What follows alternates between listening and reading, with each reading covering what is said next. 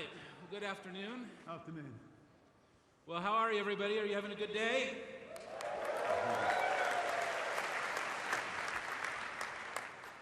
Well, Richard, we're so thrilled that you could make it here to Dreamforce and spend some time with us. We know how busy you are and your schedule and all the different things that you're doing. We've all come together here at this conference to look at the future. And we're trying to understand what the future means and what it means to us individually so that we're ready with our own careers and our own professional work as we get into the future, and also how we can come back to our own companies and make an impact and transform them on an organizational level. One of the things that I've always noticed about looking into the future is a great way to predict the future is actually to look at the past. And I wanted to start out the interview today talking about your book, which is A Business Stripped Bare, which I recently finished. And there was something in it that I thought would be incredibly useful for the audience to hear today and kind of be maybe a great way for us to kick off our discussion about your career. Inside the book, you talk about how you were starting in business when you were very young, I think about 15, 16 years old. And you were starting working in this company called IPC. Is that correct? And in the book you said this. You said, they had all the directors around the table, and once we had shaken hands on the deal, I started to talk about my visions. I told the directors I wanted to set up student holidays, a student travel agency, student record shops, student health clubs. I wanted to set up a student airline. I could see the eyebrows being raised. After the lunch, I got a call thanking me for coming, but the directors had changed their minds and canceled the plan to buy my magazine. Maybe not one of their better business decisions, I guess. How did you know the future of your business career at 16 years old?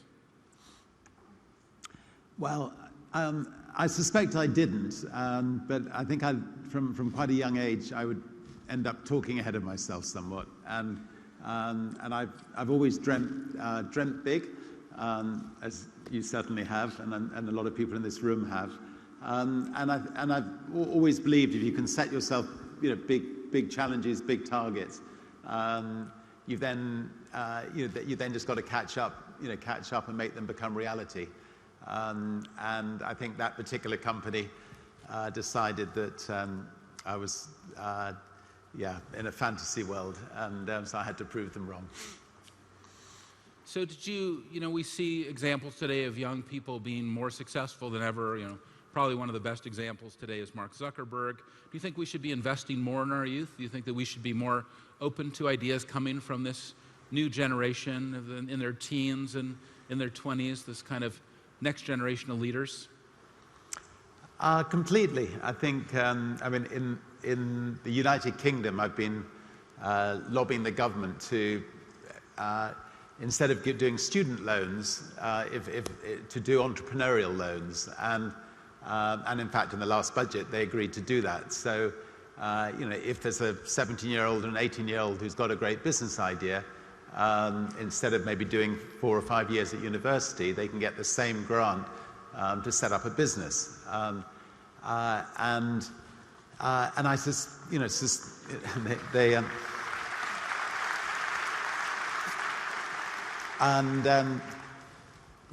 not wanting to discourage people from going to college, I think that for some people, just getting out into the real world and saying screw it, let's do it, let's just give it a go. You learn so much from being in the jungle, trying to sort of build a business from scratch. Sometimes you'll fall flat in your face and it won't work out. But then, student loans, sometimes people don't go on to great things with them anyway and aren't able to repay them. Sometimes, you'll find that you'll learn from that. Maybe the first business won't work, maybe the second business won't work, but the third business will. So I think, the best way of learning about anything is by doing it. We had friends down to Necker Island last weekend, and somebody said he'd never sailed before. And we were out sailing the boat. and I said, well, take the tiller and see what you can do. And the moment he took the tiller, I dived in and left him to learn to sail the boat. And he survived. All right. Well, you have other examples of that? Did you normally it kind of makes me not want to come to the island. I was recently with Tony Robbins, who's I think sitting in the front row right here, and he had me to his resort in Fiji, and in the middle of the night he said, "Oh, we need to go out for a little adventure," and next thing I know, we were out in the middle of the island at this bridge over this rushing river. It was about 60 feet down, and it's pitch black, and we were with a group of friends, and he said, "Okay, now, I'm all about everybody getting over their fears. We're going to all jump into the river now." And I said, "And why did I come again to Fiji?" And we did. We were jumping in the river, and it kind of reminds me very much of that. Are you in that kind of thrill-seeking? Yes. No, I mean, I love adventure. 4 days ago, I was with my 2 children, and we just climbed the highest mountain in Europe, Mont Blanc, and we were standing, after 2 hard days' work, but we're standing on top of Mont Blanc, and it was the most beautiful day. Just looking over all the other mountains, and my daughter just said, and she'd only got married three months ago, said this was the best day of her life, and I think, setting yourself. Fortunately, the husband wasn't with us. Don't worry, he's not going to find out about it now. I think setting yourself seemingly insurmountable challenges like that, and then training for them, and seeing what your body's capable, seeing whether you're mentally capable of doing it, being able to do it with family and friends. I think some of the happiest days of our lives have been doing adventures like that. I have ended up in the sea, being pulled out by helicopters 7 times in my life, so we've ended up sponsoring London's ambulance helicopter as a thank you for so sometimes these things go wrong, but anyway, but it's been great fun. Now tell me, is that a connection to how you're approaching your business activities as well, or your businesses? Do you bring that same? No, look, I think being an entrepreneur or being an adventurer, there is not that dissimilar. So, if you're an entrepreneur, you love to try to create things which haven't been created that well before, or completely new things, to push boundaries forward. If you're an adventurer, you're again maybe trying to break world records that have never been achieved before, trying to overcome the technology. I mean, when we were trying to fly around the world in a balloon, we had to try to see if we could, build a balloon that was capable of flying in the jet stream, that would withstand, 220-mile-an-hour winds, and we had to, work out how we could, cope in a tiny little capsule with 2 of us for maybe 25 days. But most importantly, we had to work out if everything went wrong, we wanted to protect the downside. And in business, protecting against the downside, protecting against things going wrong is critical. Actually, that's the balloon, I think, going over the Himalaya chain, which was pretty spectacular. That is a spectacular shot. And then if you're attempting to go around the world in a balloon and things go wrong, you want to be sure that you can come back and tell the story. And in fact, I know you know Hawaii quite well, but about 1 day before we'd gone the whole way around the world on one of our trips, we ended up on Christmas Day crashing just off Hawaii and being rescued by another helicopter. And we were very, very, very grateful to them. So getting back to kind of the very beginning of it all, and you're there, you're in London, you don't have the relationship with one company, but you do start your record chain. Were you surprised at how successful it became and the dynamism of the business and the huge success that you had, you know, at this early age in your 20s, early 20s? I think that, you know, I mean, as you well know, I think if you're wanting to create a business, most people are not thinking, I want to create a business. They're thinking, I want to, you know, well, in my own case, I want to start a magazine for young people to campaign against the Vietnamese War, which I thought was an unjust war, and to give young people a voice. And the business aspect was simply, you know, in order to pay the bills, make sure that the magazine survived, I had to worry about, you know, the printing and the paper manufacturing and those kinds of details. And I think most of the ventures that I've started, I've never thought, you know, I'm going to make lots of money out of going into this. I've started them quite often out of the frustration of finding that, you know, I couldn't achieve something unless I started it. So, you know, the reason Virgin Records started was, you know, a young artist called Mike Oldfield came along with a demo tape. And, you know, I loved his music, and I went to record companies and nobody would put them out. So I thought the only way of people hearing this music was for myself to form a record company and get it put out. And his first album was an album called Tubular Bells that became very successful. And on the back of that, I just noticed the Mick Jagger here, we signed people like the Rolling Stones and Genesis and the Sex Pistols, and you know, we attracted all the best bands, or many of the best bands of that era, and created a fantastic independent record label. But the business aspect was not, you know, I mean, was not that important. And I think that, you know, for people in this room who want to start something, they just got to think, you know, how can I, you know, what's not being done well by other people? How can I create something that is really going to make a difference in people's lives? And then, you know, then hopefully, you know, at the end of the year, you'll have more money coming in than going out. And I think that's a better way of looking at it. Now, you started doing that very successfully, not just with one business or two businesses, but several businesses, and very diverse businesses, and even diverse geographies, like what you did with health clubs in South Africa. How did you get that type of business confidence to be able to span industries, span geographies? This was before the airline came along, which was the major kind of another incredible entrepreneurial leap. Where did that come from?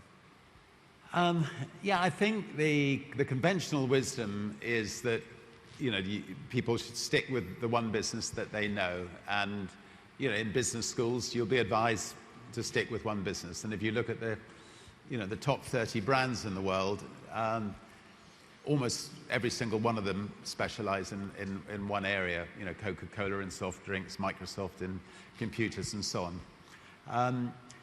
Virgin is different in a sense it's become a way of life brand, and I suspect it reflects my personality. I just, you know, I didn't go to university, and I've spent life getting out there, you know, learning about everything there is to do with life. And you know, if I'm traveling on, or when I was traveling on another airline called British Airways for the many, you know, the 100th time, and just found that, you know, I got fed up having a lump of chicken dumped on my lap and no entertainment, and you know, the crew didn't seem to be enjoying their jobs, etc.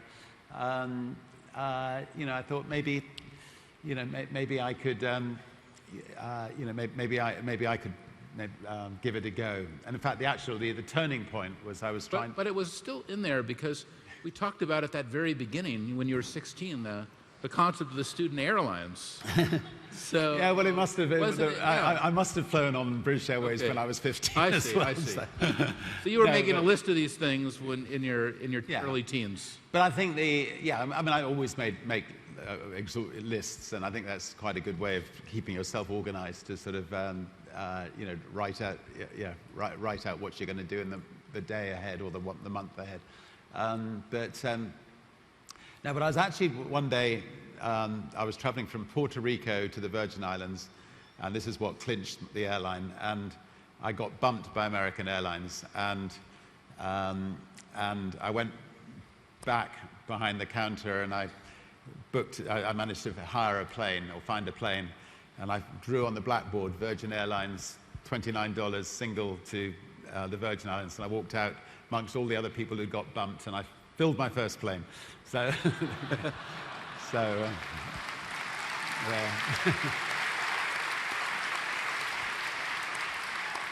And then when I got back to London, I rang up Boeing and I said, this is Richard Branson, and my name is, I run a company called Virgin, and I'd like to buy a second-hand 747. And there was a long pause, and they said, what did you say the name of the company was? And I said, Virgin. I said, yes, we got bands like the Rolling Stones and Sex Pistols. And then the guy from Boeing said, well, look, with a name like Virgin, I just hope your airline ends up going the whole way.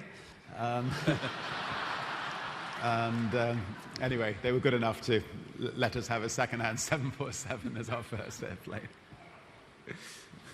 And it's been quite successful, actually, right? Because it's not just an airline that you've been doing in the UK, you've been able to bring that everywhere. In fact, you have this incredible success in Australia with it, and even competing against the incumbents like Qantas.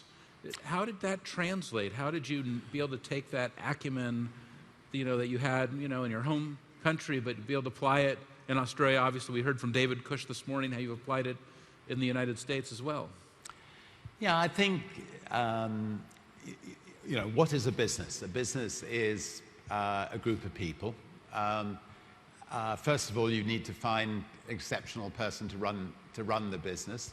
And that person needs to be somebody who is wonderful at motivating people, finding a great team of people, looking for the best in people. So if you can find the right Australian to do it and send them to Australia, which we managed to do, and somebody called Brett Godfrey, you can then, if you create the right product, you can end up with 35% of the market a few years later, which Virgin has managed to do in Australia.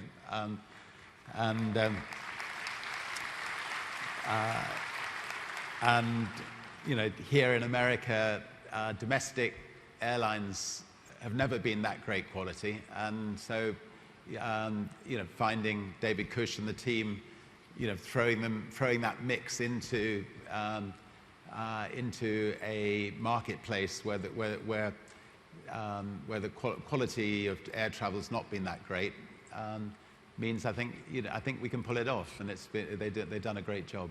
Well, they certainly have. Now, obviously, you've got all these diverse businesses, starting with the magazine, the record shop, the healthcare chain, the airlines. Delegation is obviously a big mantra of yours, but you must also have command of the detail of the operations as well. What's that balance like for you? Well, I learned fairly early on the importance of delegation, and I think the moment you've got more than one business, you have to accept, you can't be managing director of 2 businesses, 3 businesses, 4 businesses. So I learned to delegate early on, and I think that for people in this room who are building businesses, I think quite early on it's worthwhile them trying to find somebody better than themselves to do the day-to-day running of their business, so they can think about the big picture. They can be entrepreneurial. They can do the next venture. They can be ready to firefight when something's going wrong. They can spend their time helping promote and put their companies on the map on a global basis. And if you delegate, you've got to be very careful not to second guess people. You've got to accept that, let them make mistakes without jumping down on top of them all the time. Some things they'll do better than you. Some things they won't do quite as well as you. But but giving people that freedom to make mistakes is very important. And I think, but because I've been quite good at doing that, we now literally have about 300 different companies with 300 different managing directors, and they do good. And we keep our companies legally separate. So, if you had a rogue trader, in, let's say, the Virgin Money Bank,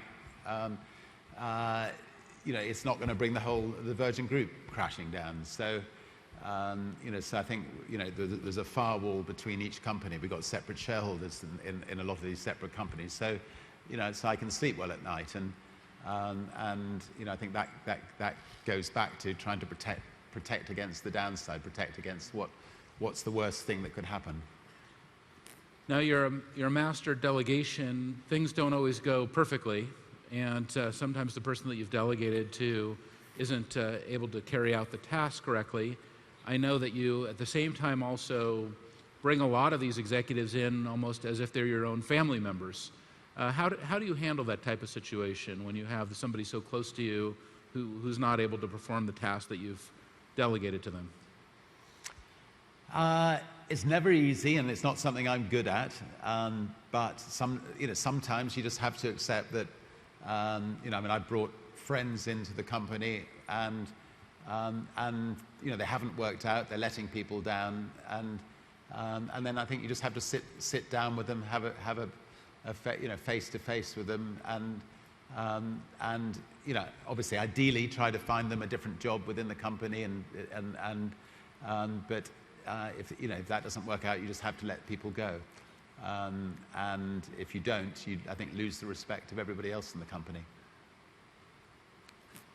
Is that something that you need to do quickly? Can you let it go for a while? How do you know when it's time to do that? It's great. Here's somebody who employs all these people asking me these questions. I keep on wanting to turn the question back on him, but anyway,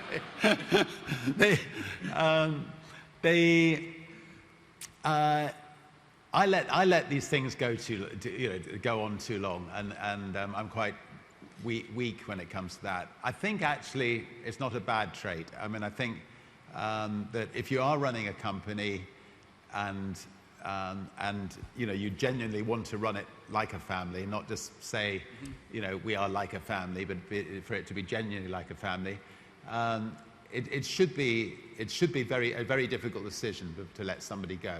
You don't throw your brother or your sister or your out of the family if they're not working out. So it has to be quite an extreme situation before you let somebody go.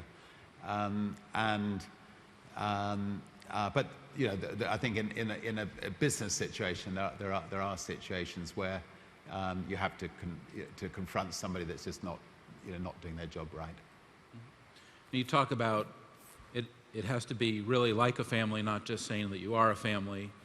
Did you start out with that tenet when you started these businesses, or is that a philosophy that you evolved to?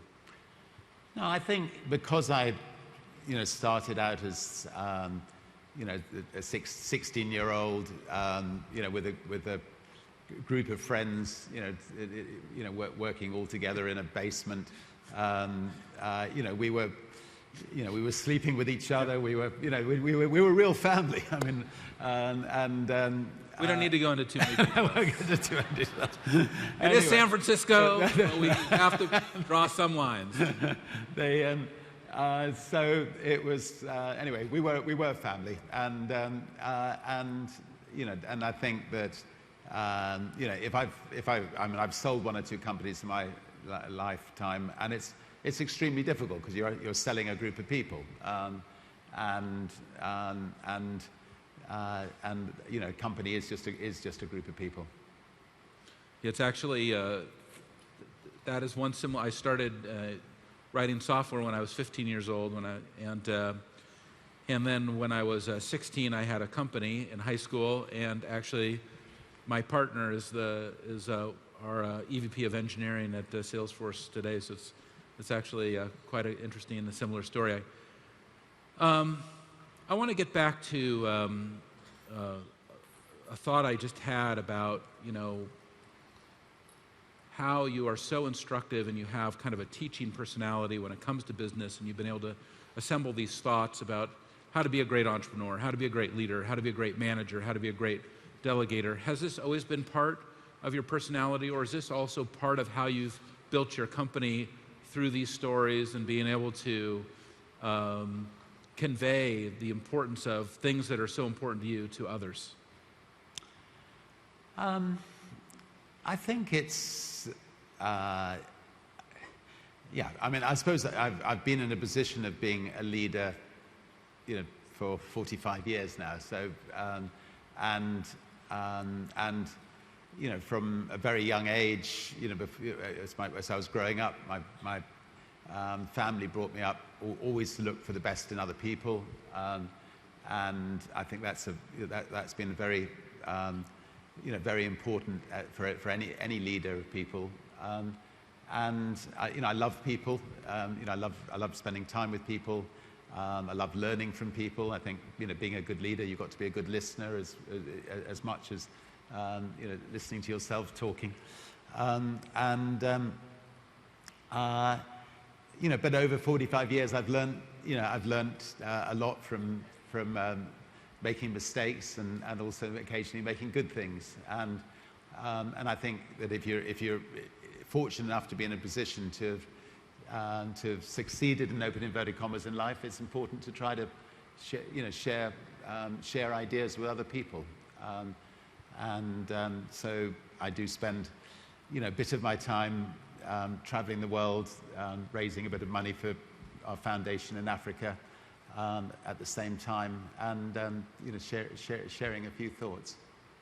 So when you talk about that your family always encouraged you to look for the best in others, is that how you were raised? Is that what your home life was like? Is that where some of these inspirations came from? Yeah, I mean, if I ever dreamt of saying a negative about anybody, my parents would send me straight to the mirror and tell me that that it just reflected incredibly badly on myself. And if I hear my children say gossiping about somebody, I will do the same to them. I think it's most people are very decent people, and if you do look for the best in people, your life is so much more richer for it, and it's just so much nicer for everybody. And if you're actually if you've got 60 or 70,000 people working for you, and if you were to say to criticize somebody, that criticism will be like a sledgehammer. I mean, it's coming from the top.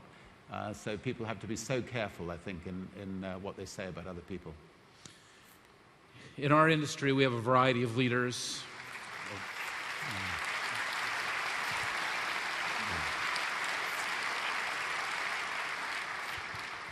Thank you.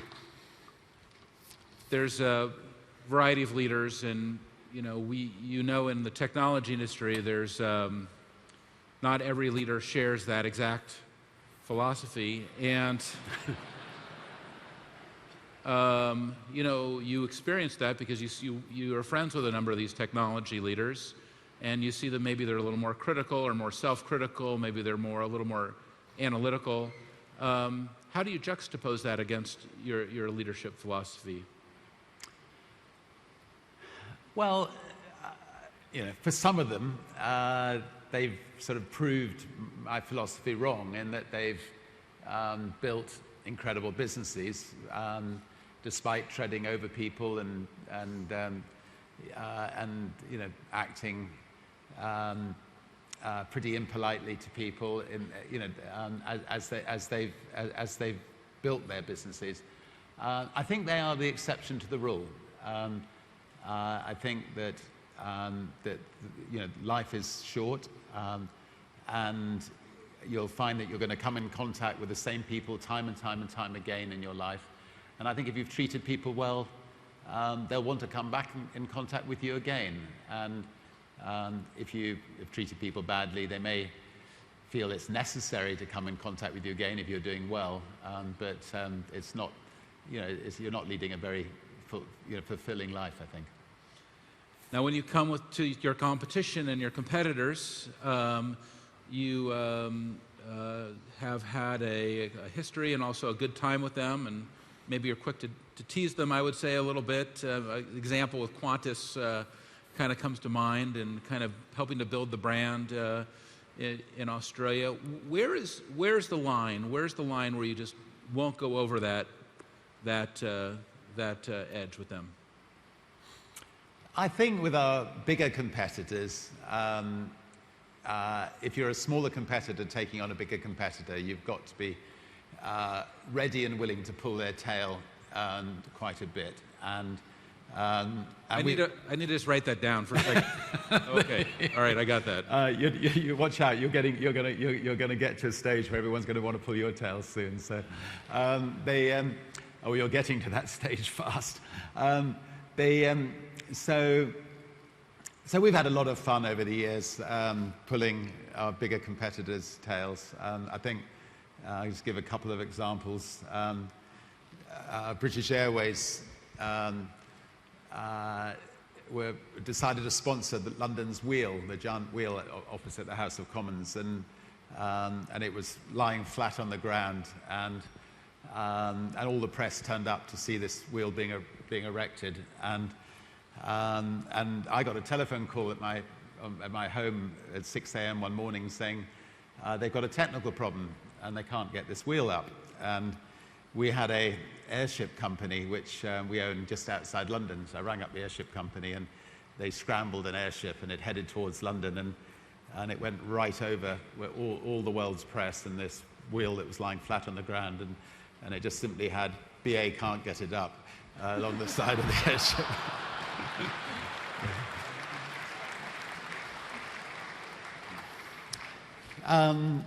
So humor is I think a very important part of building a business. Not taking yourself too seriously, and being willing to have a sense of humor. I mean, I had on Virgin Atlantic we have these lovely little salt pepper pots, and they were shaped like a windmill, and one of the accountants came in one day and said, look, people are stealing all our pepper pots and the salt pots, and it's costing us this amount of money every year.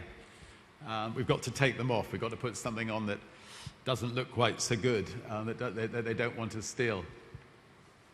So anyway, instead of doing that, we wrote underneath these pepper pots, "Pinch from Virgin Atlantic." Very, very quickly they became our best marketing device we had. So. I wanted to, when I was reading your book and being with you, it occurs to me that in many ways your personality is more like a rock and roll star with kind of a thirst for adventure and fun and having a good time and building a family around you as if it was a band, more than an entrepreneur or a CEO.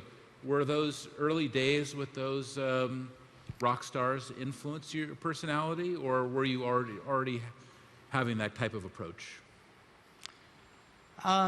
They may well have influenced me. I mean, we had a lovely old manor house in Oxford where we had a recording studio, and the bands would come and record there, and I would spend many a night, getting stoned as you do, and when you're a teenager or whatever, and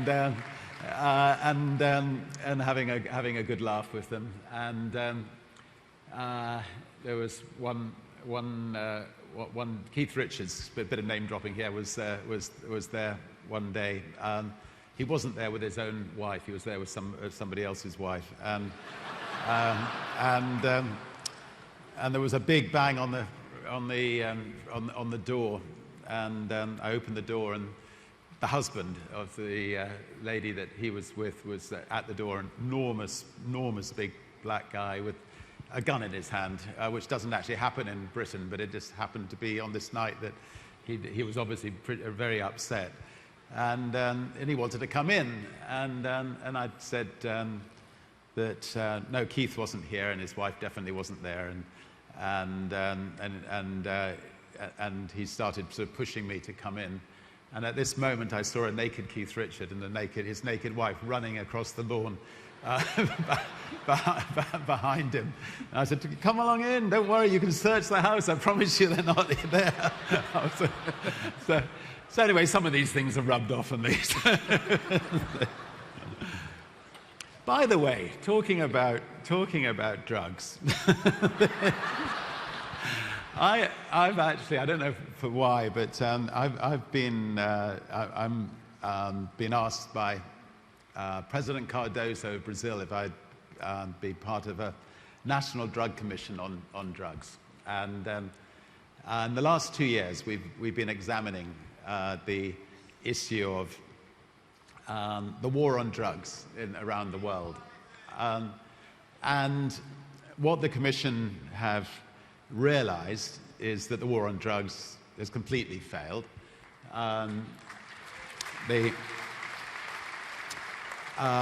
But we've also looked at every country in the world to see, are there better examples? As a businessman, if something has failed for 60 years, you do go and look at other businesses and other countries to see if somebody's doing it better.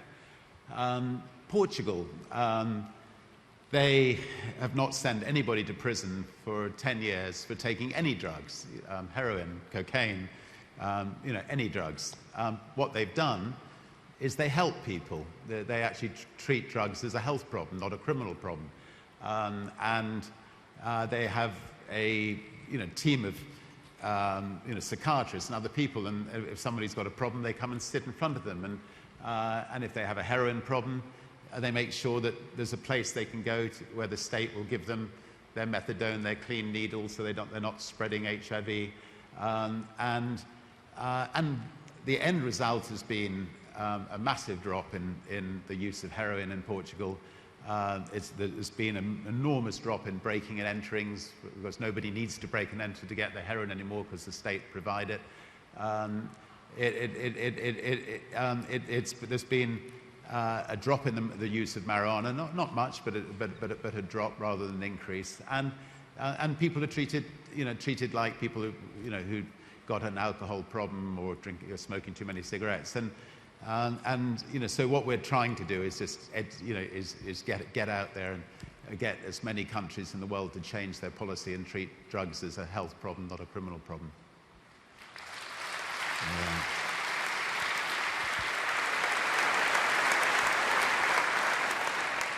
So is that something that you could do if you could wave a magic wand in the UK or in the United States? Would you legalize drugs?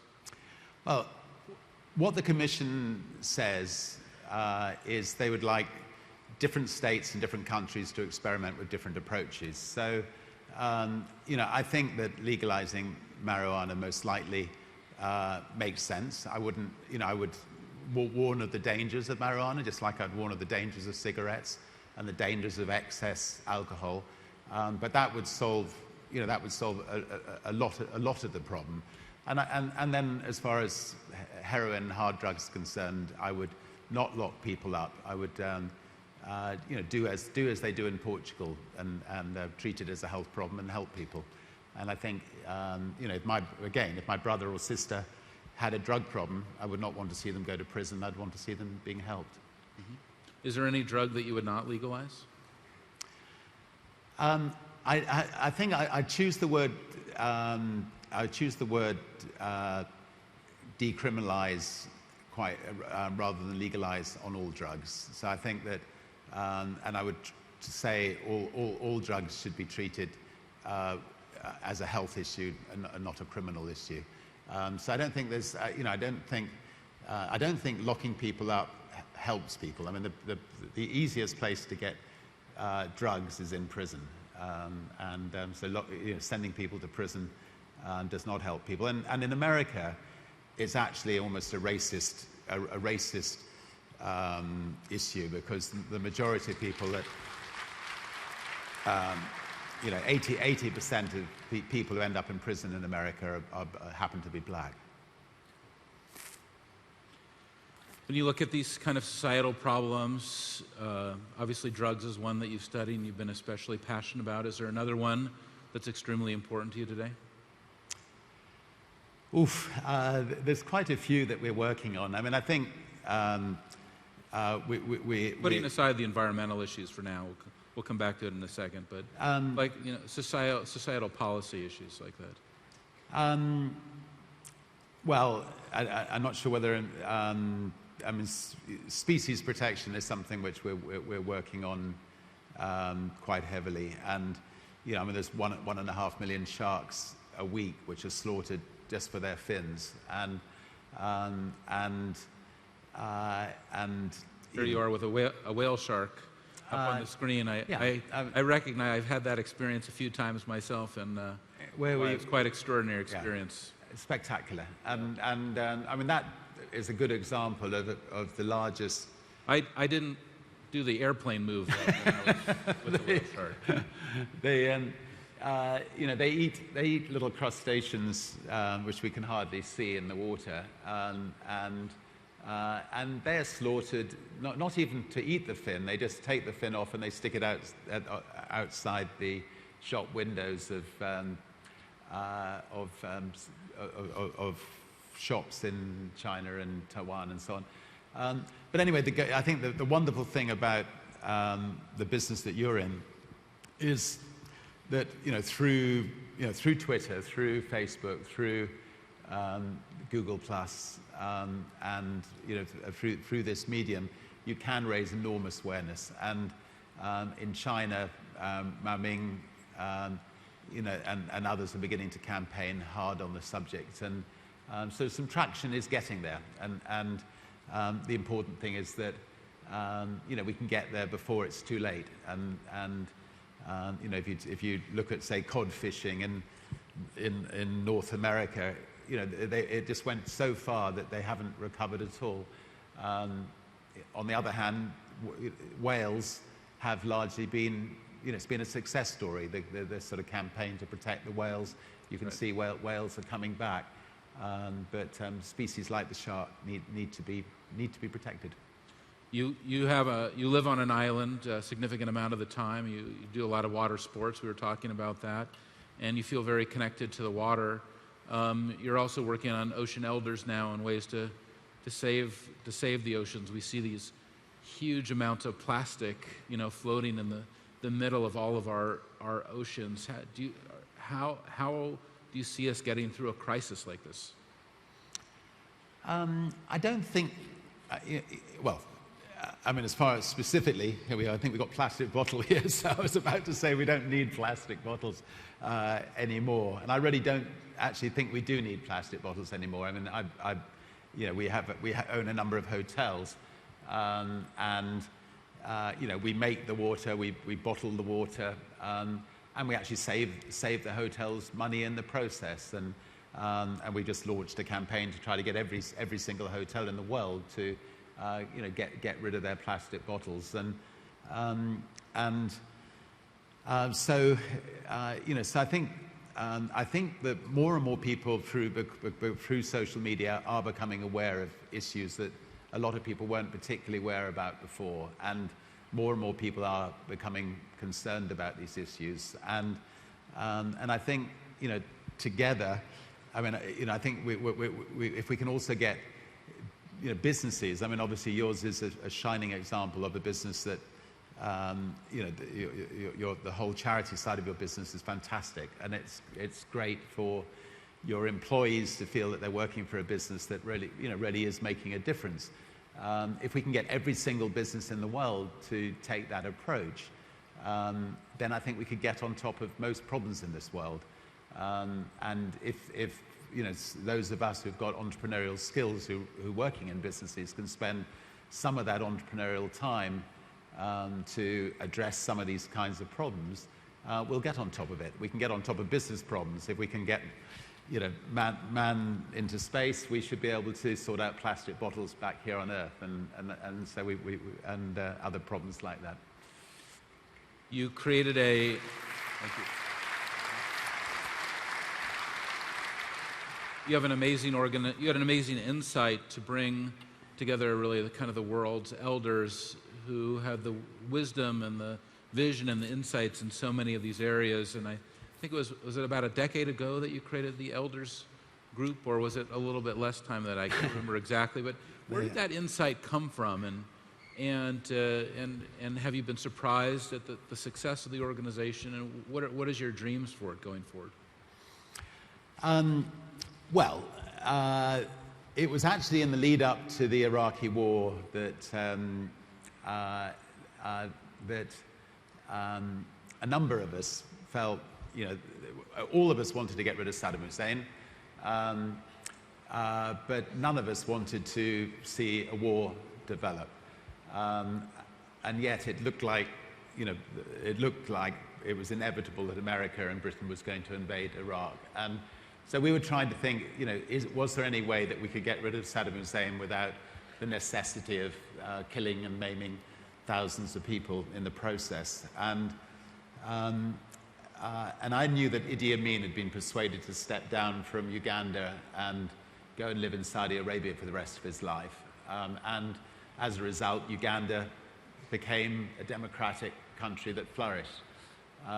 So I spoke with Nelson Mandela and Kofi Annan and suggested to them that they might go and see Saddam Hussein and try to persuade him to go and live in Libya.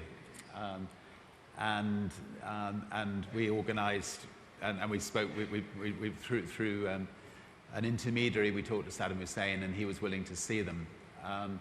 And so we were quite hopeful that we might be able to persuade him, for the sake of his country, to leave. Sadly, the day the plane was due to take off to go to Iraq, the bombing started and the meeting never took place. But what it said to us was, maybe we could get together a group of the 12 most respected men and women in the world, and they could maybe, if a conflict was about to happen, they could go in and try to resolve it. If a conflict was already happening, they might be able to go and knock heads together and get some sense. And so Nelson Mandela agreed to be the founding elder. Archbishop Tutu, who's up there, is the chair of the elders. And we have, Kofi Annan and President Carter and, some remarkable women as well. And they've done some good things, and they've tried things which haven't worked. I mean, for instance, Kofi Annan, has done his best on the Syrian crisis. He's now stepped down, and Lakhdar Brahimi, another elder, has gone in to take over as the envoy to try to see whether the Syrian crisis can be stopped. And it's but they're trying everything, and so, hopefully they'll succeed in some, and hopefully succeed in more than some.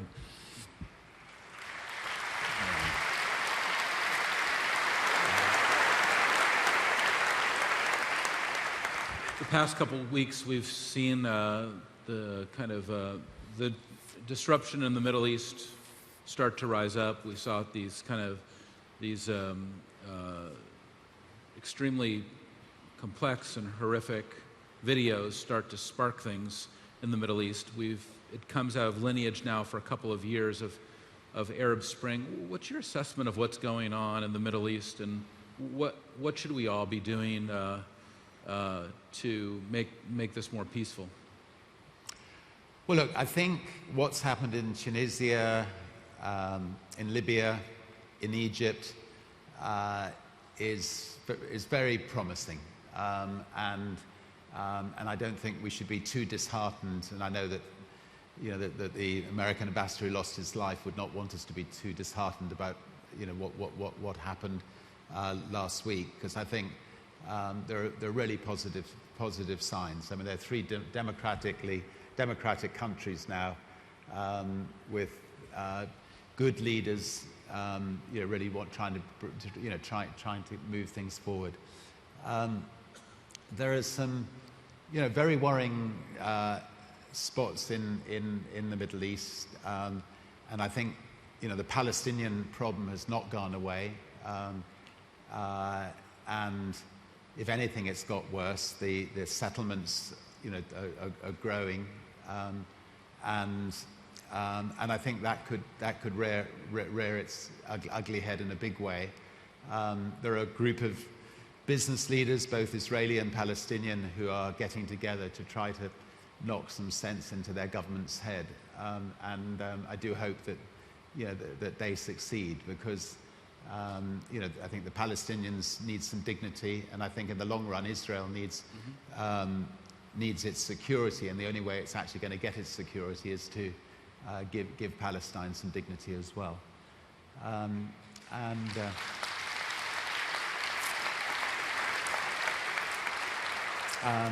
Syria, I personally think that we should impose a no-flying zone over Syria. I think the helicopter gunships that Assad is using against his people are unforgivable. The fighter jets he's using to strafe his own people are unforgivable. I don't think we should send in ground forces, but I think that if we could actually impose a no-flying zone, it could save thousands of lives, and I think that's something that the international community should seriously consider doing.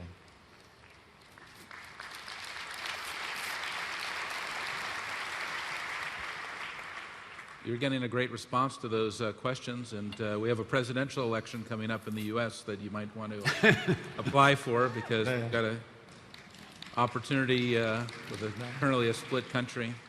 So, as long as we're in the Middle East, probably one of the most complex situations that on everyone's mind is the nuclear situation with Iran, and the threat that Israel sees, and the United States position that it cannot, tolerate a nuclear Iran. What is your philosophy towards how the world should look at that?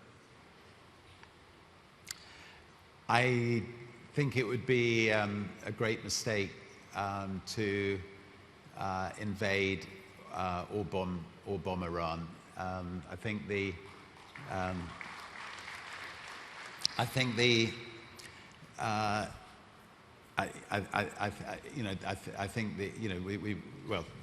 should try to let sanctions, sanctions work, and the community should work very hard to impose very strict sanctions against this particular regime that doesn't seem to be doing any favors to its own people. The people of Iran, thoroughly decent people. They just got a fairly rotten regime at the top, and I think we've got to do everything we can to get rid of that regime. If they do end up getting an atomic bomb, there's no way they're ever going to use it. If they used it, that would be the end of Iran, and I think that they realize that. So I think we just got to do everything in our powers to avoid it. But I don't think armed conflict is a good idea. Our economies here in the United States, and also in your home, the United Kingdom, have really struggled over the last. Sorry, I'll just add one thing there. I mean, even if you did, bomb Iran and try to take out all their nuclear capabilities, you cannot be sure that with the underground bunkers they have, that they won't be able to continue to make a nuclear weapon. So you really are, gambling with fire. But sorry, Karen. Okay, no. The economies in the United States and in the UK have really had a lot of ups and downs over the last few years. And we kind of remain in this kind of low-growth economy. In the U.S., I think the UK has gone back into a recessionary state, which could happen here in the United States in the next couple of years as well. Tell me, if you were the leader of the UK or the US, what kind of changes would you make to kind of get the economic situations turned around in these countries? Well, first of all, I think that there are good signs that things are turning. Companies like yourself, in, 10 years since you started, or 13, almost no time, have created thousands and thousands of jobs. Lots of companies in this room, some off the back of your company, but a lot on their own have done the same. So it's all these little companies that spring up that actually create the jobs. and everything that can be done to try to encourage small businesses to get going. Any bureaucracy needs to be taken off their shoulders.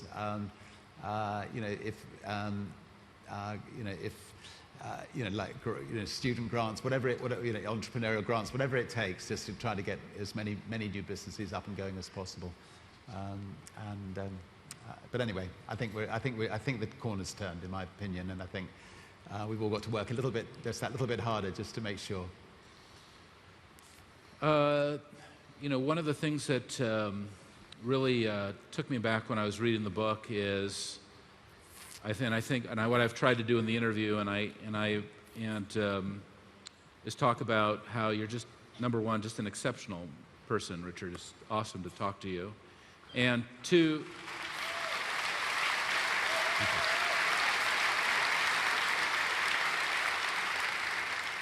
And two, what just completely really, overwhelmed me was how you took these core values, and I wanted to hear about, because it wasn't really covered in the book, or what I had heard before of your family, and the respect for individuals, and the dedication to having fun, and personal excellence that you've talked about, and this kind of desire to have this exceptional life and be able to be successful in all these amazing businesses. But then here you are over the last decade working on these global issues through these completely unique vehicles like the Elders. Where do you see your future? We've kind of talked about your past. Where would you like to go with yourself in the next decade or two? Well, first of all, I think I'm very fortunate that that I've been with the same lady for 35 years. We're still in love. We've got two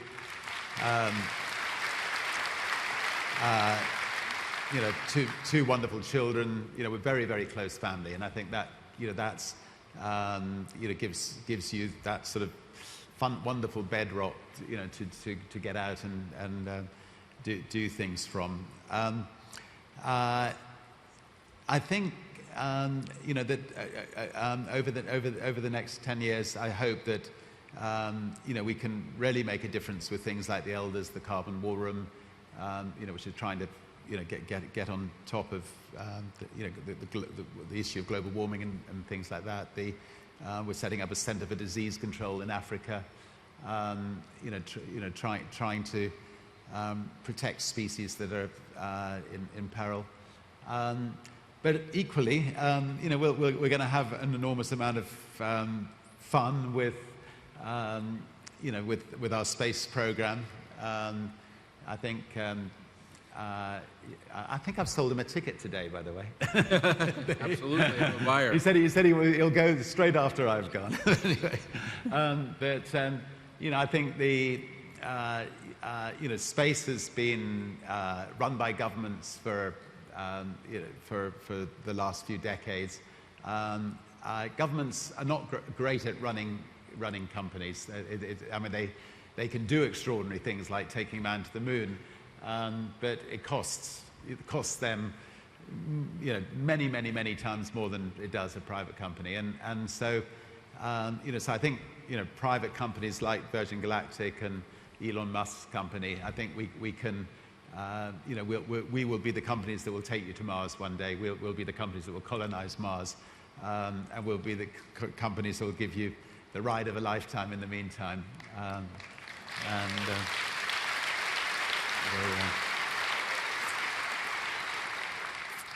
I didn't know whether we have a video of. We did have a video. Yeah, I don't know. Do we have the galactic video? There we are. I might as well see if I can spell it. I don't know if we do. But if we don't worry. It's on YouTube. There's a 6-minute video. Oh, we do. Let's take a quick look. This is a short video on what the future looks like for all of us. And tickets will be available after. Thank you. And it is one of the great adventures of all time. We choose to go to the moon in this decade and do the other things, not because they are easy, but because they are hard. Many years ago, the great British explorer George Mallory on Mount Everest was asked why did he want to climb it. He said because it is there. Well, space is there, and we're going to climb it.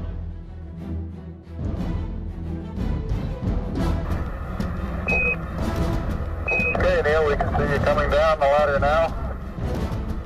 That's one small step for man, one giant leap for mankind.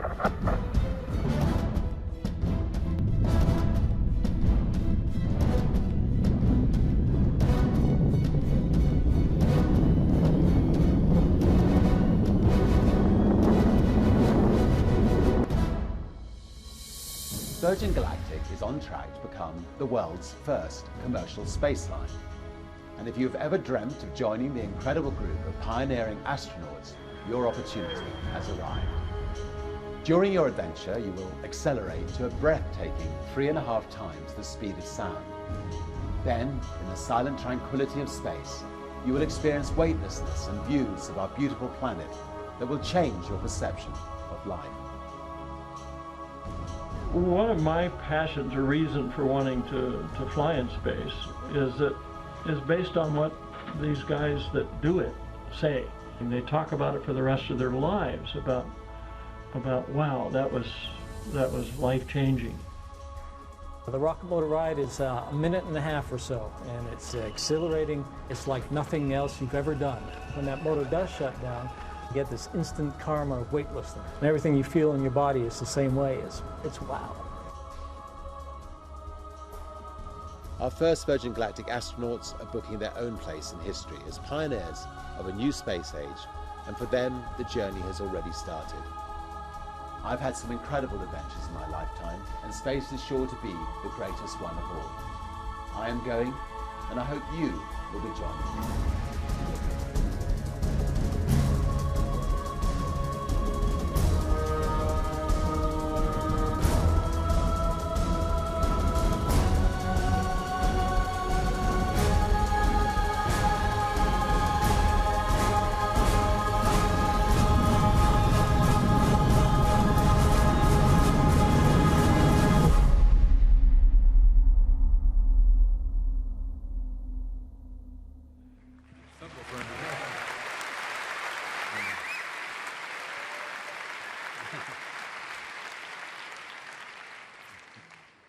Well, Richard, that was exceptional, and thank you so much for coming to Dreamforce and enlightening us all and spending this quality time with us. Just really appreciate this wonderful interview.